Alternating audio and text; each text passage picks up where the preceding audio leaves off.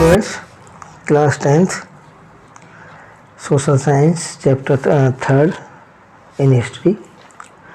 मैंने 5th video के अंदर है ना आपको बताया था कि जो लीडर्स थे उनके बारे में, जो फर्स्ट फेज के, और उनका जो विचारधारा थी उसके बारे में बताया था।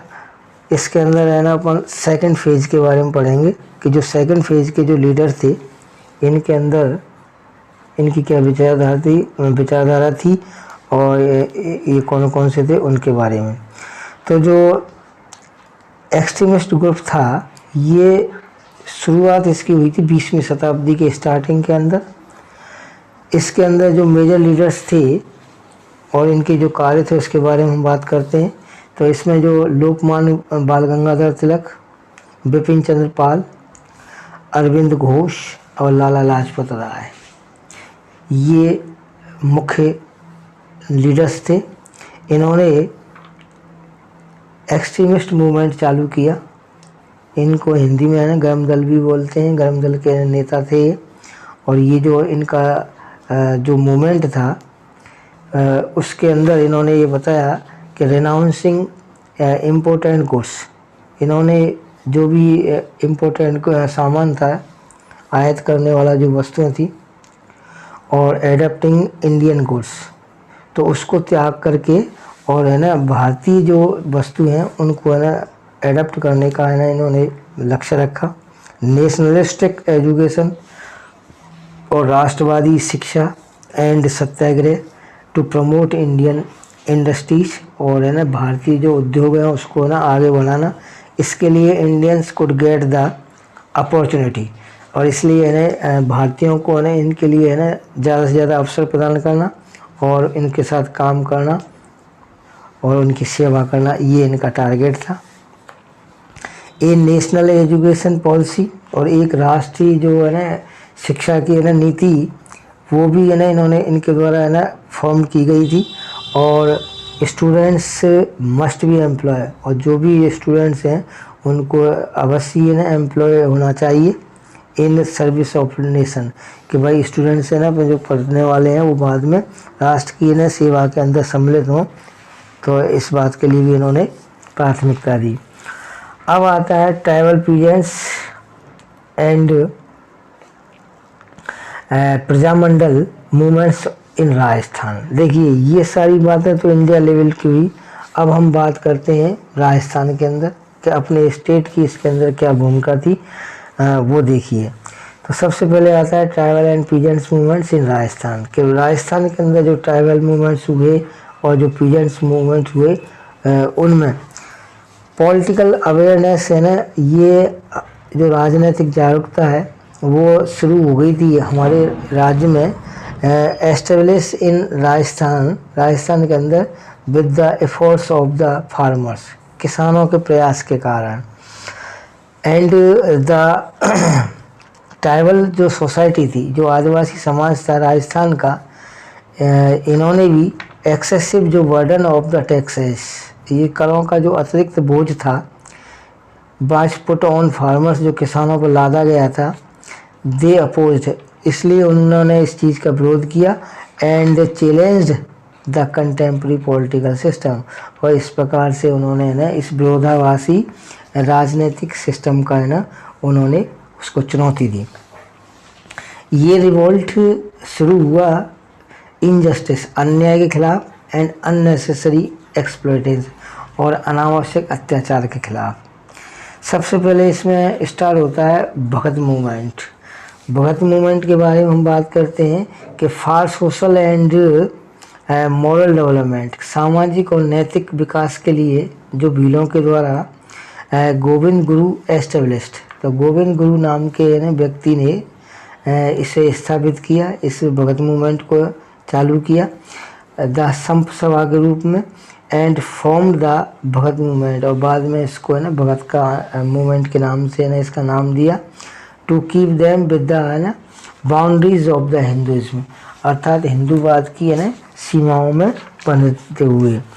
When the Bhils were forced to the perform beggar asked forcefully to work in the field, तो जब है ना भीलों को ज़बरदस्ती से खेतों में काम करने के लिए ना बाध्य किया गया था, एंड डिप्राइव्ड ऑफ देयर ना फंडामेंटल राइट्स, और उनके जो आधारभूत अधिकार थे उनसे उनको वंचित किया गया था, तो दे बिगिन ए मूवमेंट, तो इसलिए उन्होंने ये ना एक आंदोलन चलाया।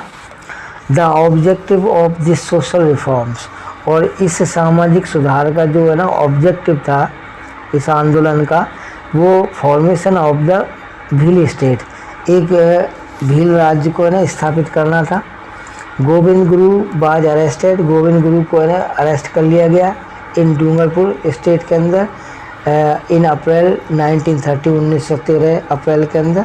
ही वाज रिलीज्ड लेटर, और बाद में उसको फिर छोड़ दिया गया। Govind Guru proceeded towards Mangarh hills, और गोविंद गुरु ने अपने साथियों के साथ मानगढ़ पहाड़ियों के अंदर एक अपने साथियों के साथ एक सभा का ना अरेंज किया, मतलब एक सभा की इन अक्टूबर 1913, अक्टूबर 1913 के अंदर।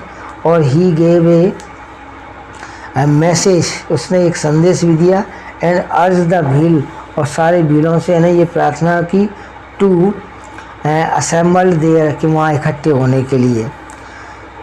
द ब्रिटिशर्स वर फियर्ड, इस बात से जो अंग्रेज़ थे वो भयभीत हो गए, और सीइंग भील्स, भीलों को देख करके, and order to open fire on Bhil, और इसलिए है ना डर करके उन्होंने उन भीलों पर बंदूक चलाने का, गोली चलाने का है ना आदेश दे दिया, और डिस्पर्स देम, वहाँ से उनको भगाने के लिए। इसके अंदर का लगभग है ना 1500 भील्स, लगभग 1500 भील है ना वो मारे गए इन दिस एक्शन, इस एक्शन के अंदर, मतलब इस आज्ञा से जब गोली चलवा दी अंग्रेज़ों के द्वारा, तो इसमें लगभग 1500 भील है ना मारे गए। इन दिस वे, इस तरीके से ये भगत मूवमेंट बाज क्रस्ट, इस भगत मूवमेंट को है ना क्रश कर दिया गया, कुचल दिया गया। And Govind Guru was sentence to death, और गोविंद गुरु को है ना मौत के लिए जेल में भेज दिया गया, अर्थात उसको फांसी पर लटका दिया गया। अब आता है एक ही मोमेंट, एक ही मोमेंट को हम बात करते हैं कि जो 1917 के अंदर Bhil and Garasias jointly sent a letter, तो इसके अंदर 1917 के अंदर भील और ग्रासिया ने सामूहिक रूप से एक लेटर भेजा टू द महाराणा प्रताप को, and express the protest against the exploitative policies of begar. तो ये जो बैगर की जो विस्फोटात्मक या है ना शोषण करने वाली जो नीति थी उसके खिलाफ, तो जो महाराणा था उस समय उसको है ना एक लेटर भेजा।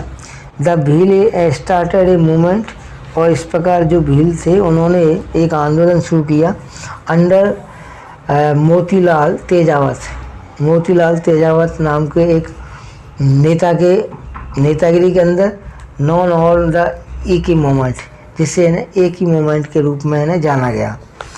अब आता है पीजेंट्स मूवमेंट्स इन राजस्थान के अंदर, ये तो सारे है ना ट्राइबल मूवमेंट थे। अब आता है पीजेंट मूवमेंट, किसान आंदोलन राजस्थान के अंदर।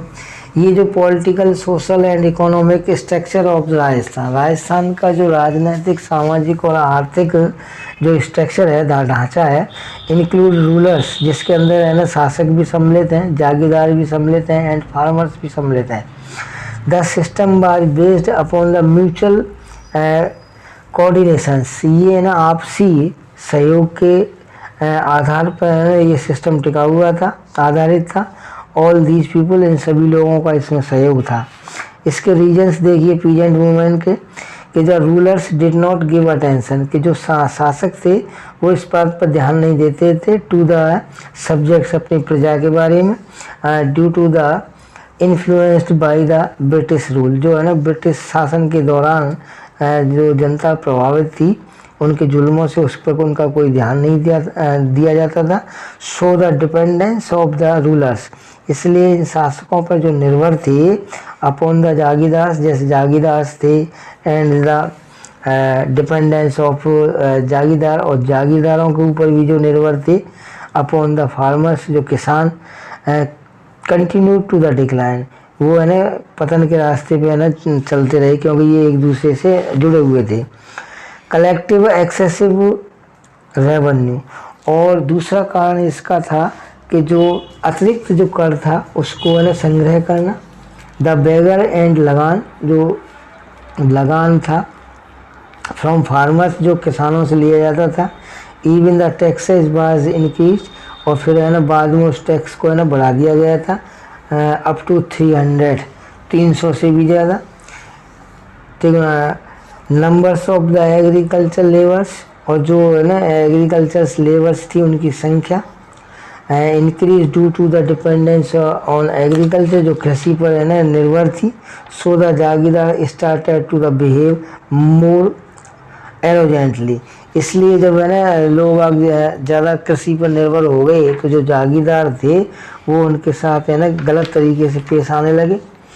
ये इसका तीसरा कारण था। और चौथा कारण था डिक्लाइन और increase in the agricultures produce both were not beneficially for the farmers, कि जो एग्रीकल्चर उत्पादन की जो वृद्धि थी उसमें कमी आ गई, और है ना इसका जो लाभ था किसानों के लिए वो है ना कम होता चला गया। ये इसका चौथा कारण था। अब इसमें डिक्लिनेशन के अंदर the savings of the farmers were reduced, तो जो किसानों की बचत है ना वो कम होती चली गई। और क्रिएशन के अंदर they could not gate profit, क्योंकि वो है ना लाभ प्राप्त नहीं कर सके थे जागीरदारों से। तो यूज टू कलेक्ट रेवेन्यू, जब जागीरदारों को ज़्यादा लाभ नहीं मिला तो उन्होंने है ना रेवेन्यू, ज़मीन का कर है ना वसूलना शुरू कर दिया। ये इसका कारण था। अब सबसे पहले आता है किसानों के आंदोलन में बिजोलिया पीजेंट मूवमेंट। ये बिजोलिया मूवमेंट के रूप में भी जाना जाता है, बिजोलिया पीजेंट मूवमेंट भी बोला जाता है। ये है ना भीलवाड़ा के अंदर शुरू हुआ था, और भीलवाड़ा से है ना स्टार्ट होता है राजस्थान के अंदर। तो most of the farmers of this region, इस क्षेत्र के बहुत सारे जो किसान थे वो फ्रॉम डक्कर स्टेट, तो इस डक्कर स्टेट से आते थे। इन कृष्णा सिंह टाइम, और कृष्णा के सिंह के समय around 87% of the income of the farmers, किसानों की लगभग 87% की जो इनकम थी but taken away by the jagirdars, वो जागीरदारों के द्वारा है ना ले जाई जाती थी थ्रू 84 टाइप्स ऑफ टैक्सेस, और इसमें है ना लगभग 84 प्रकार के है ना टैक्स लगा करके। एंड रेवेन्यूज थे, ज़मीन के कर थे। They were force to do begar additional, और इस प्रकार उनको है ना इस बेगर एडिशनल के द्वारा है ना सख्ती से है ना ये वसूल किया जाता था। The situation of Bijolia farmers, और बिजोलिया के जो किसान थे इनकी स्थिति बाज ऑलरेडी मिजरेबल, ये ना पहले से दयनीय थी। Due to the various type of taxes, क्योंकि इनको है ना भिन्न भिन्न प्रकार के टैक्स देने पड़ते थे। And due to the severe famine, और है ना लगातार है ना कई सालों से अकाल भी पड़ता रहा था। 1819 से 1800 के बीच में बहुत सारे अकाल भी आए थे, तो इसकी वजह से इनकी हालत पहले से दयनीय थी। ये तो है ना दूसरा कारण था। तीसरा, जो राव कृष्णा सिंह थी इम्पोज ए न्यू टैक्स, तो राव कृष्णा सिंह ने है ना एक नया टैक्स भी है ना इम्प्रूव किया, जिसको है ना चनवारीज के रूप में चनवारीज टैक्स है ना कहा, जो कि ना किसानों पर लादा गया। इस चनवारी टैक्स के अंदर every person had to deposit 5 rupees, कि प्रत्येक व्यक्ति को है ना 5 रुपये है ना जमा कराने होंगे इन द स्टेट ट्रेजरी, इस राज्य के खजाने के अंदर।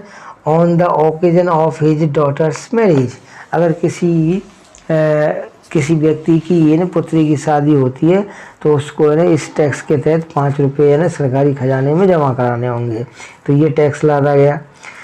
द फार्मर्स अपोज इट, तो किसानों ने इस चीज़ का विरोध किया और ड्यू टू इट, इसके कारण Rao was force to remove चंपारी, और राव ने है ना इस चंपारी टैक्स को है ना हटाने के लिए ना फोर्स किया, ज़बरदस्ती की। Collecting 2/5 part from the produce in the estate, और राज्य के अंदर जो प्रोड्यूस था, उत्पादन था, उसका 2/5 भाग है ना वो कलेक्टिंग करने का।